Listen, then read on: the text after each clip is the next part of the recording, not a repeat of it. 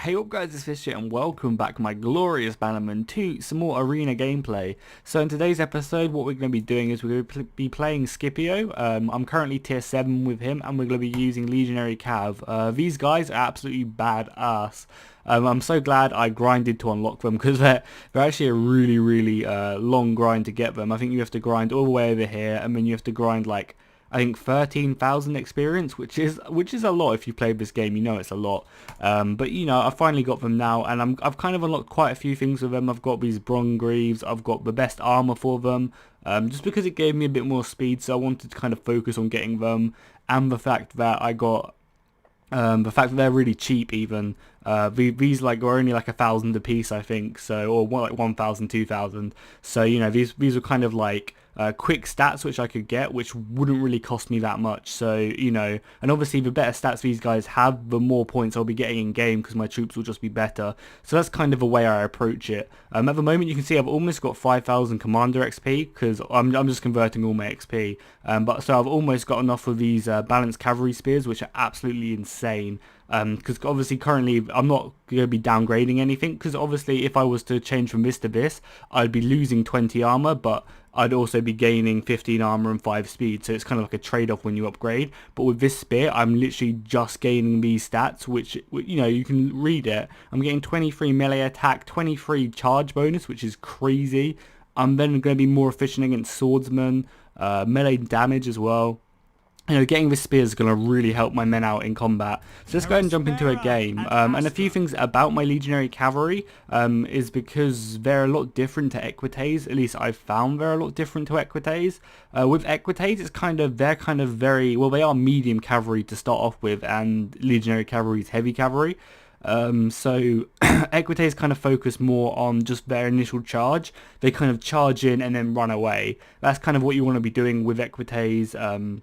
They can't really stand up in a normal fight. However, with Legionary Cavalry, they're kind of somewhat, I like to refer to them as like the mobile tank, because you can go ahead and charge in. If you get a nice rear charge, you just charge into the back of the enemies, pop over perseverance, and they'll just be there fighting for ages. I'll quickly show you as well before that game pops. Their melee defense is absolutely insane. So their armor just off the bat is 151, and then they get a plus 34 additional armor. And if we quickly compare that to, let's go and just compare it to Centurions, which is a pretty high thing.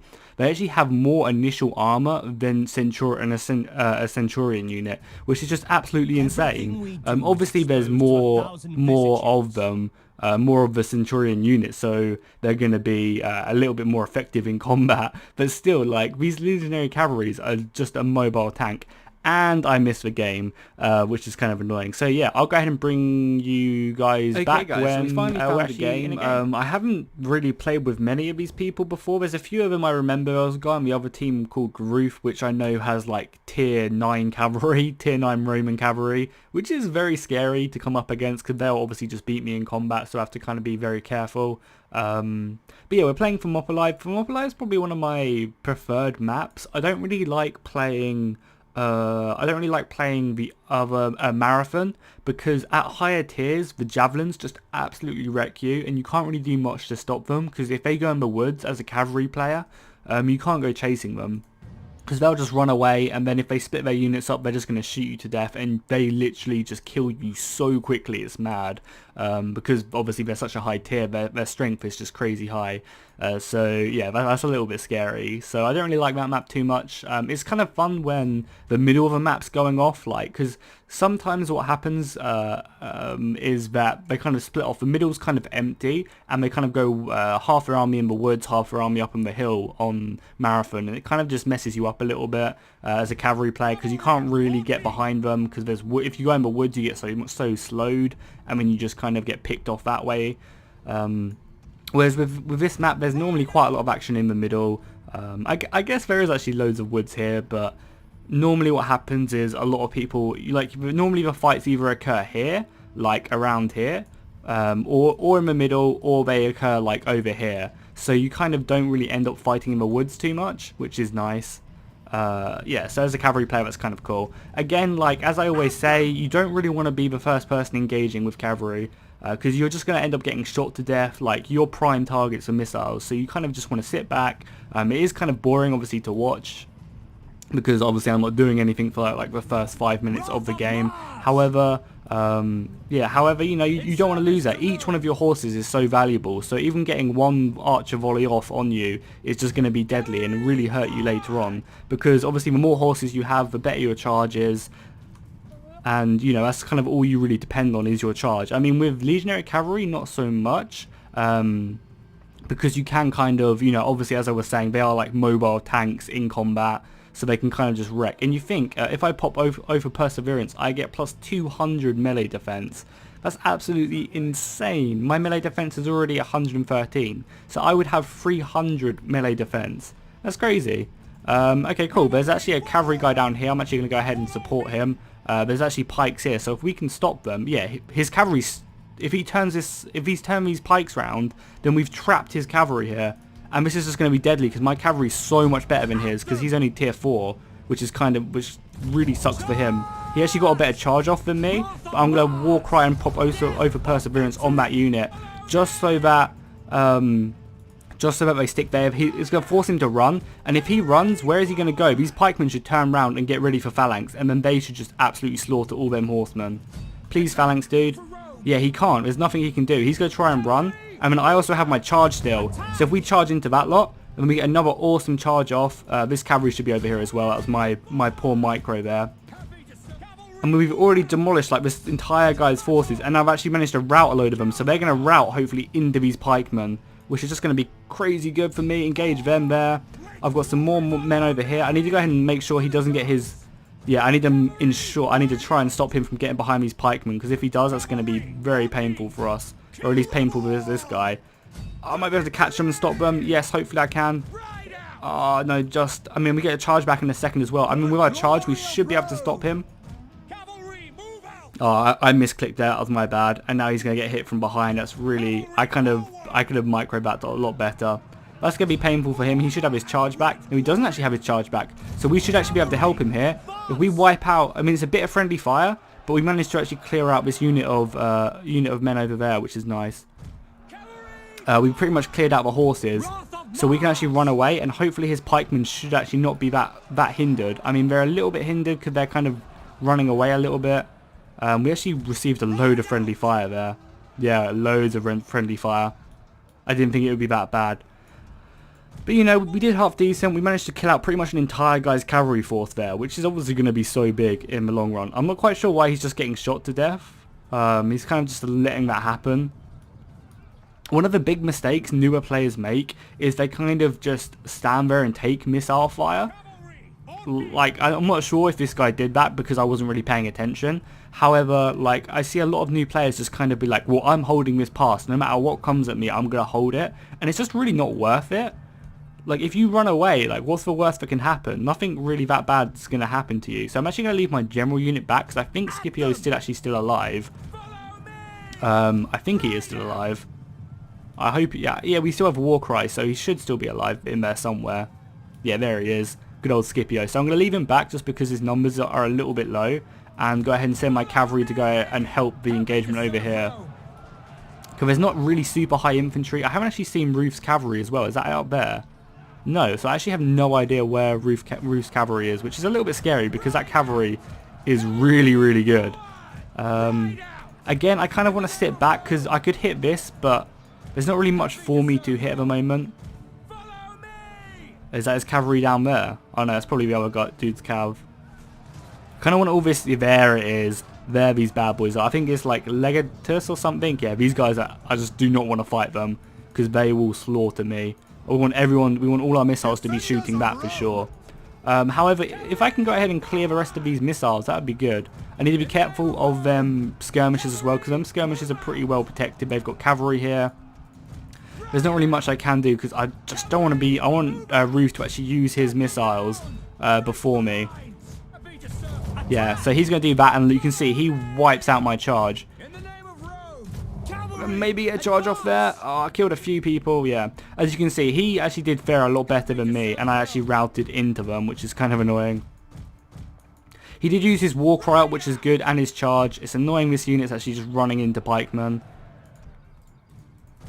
And we obviously do have our general back here as well, which we can kind of do. But I guess killing his cavalry is a lot better than me killing my cavalry. Like, every one of his horses we kill is a lot better because they're just worth so much more in the battle. So I guess sacrificing one of my units for like half of his is just better.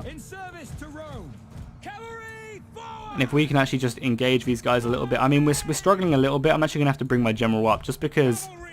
And you can see they're hurting me quite badly. I don't have my charge back, but I can still just engage these guys straight up. I mean, I have my charge back on my general. So if we can just engage these guys, and then hopefully everyone else can actually engage. I'm also going to try and get my horses through. Here, I'm going to try and get my general through best as possible, because if we can hit these missiles, he's going to try and stop me. I managed just about to get them through, so if I can get a nice charge off from them, that's going to be brilliant.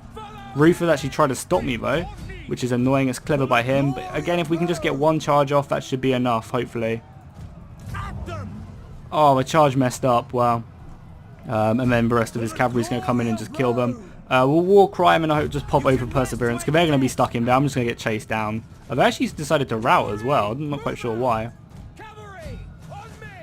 I'm going to try and help off over here. If I can get a nice charge on the back of these guys, that would actually be brilliant. I'm going to try and do it because they're routing, so they're not going to be turning around. So they probably just... they're not even going to find out in time. So charge that. The pikemen are just gone, which is nice.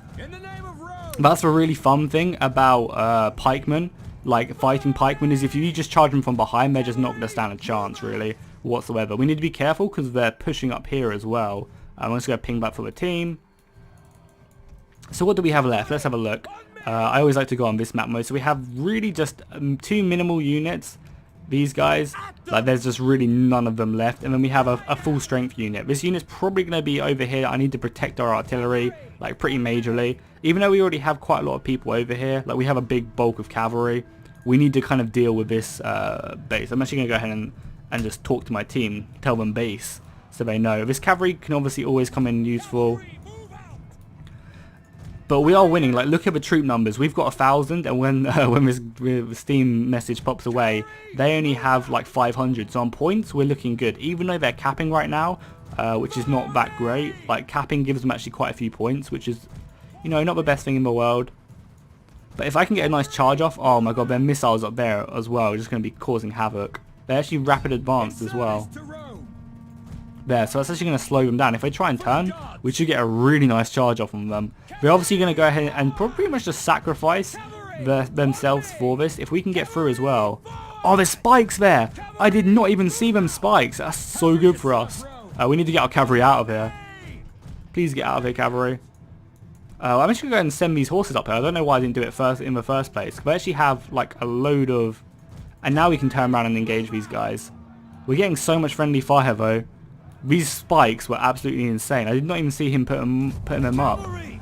So we'll get a nice charge off there. Yeah, we decimated that unit. Lovely. And now we just need to get out so we don't receive too much friendly fire. And then up here, hopefully we can find these archers. I mean, if they were just to turn around, they could pretty much just kill me. Like, I don't really see them. Like, they could just volley me once and I'd probably die. But hopefully he's not paying attention and we can just get away with it. So them spikes, I didn't even see him put them up. He obviously just like literally just put them up, but they were deadly. They really did just go in. And by the looks of it, he hasn't noticed, so let's go ahead. We can probably get some nice charges off. He actually did just notice.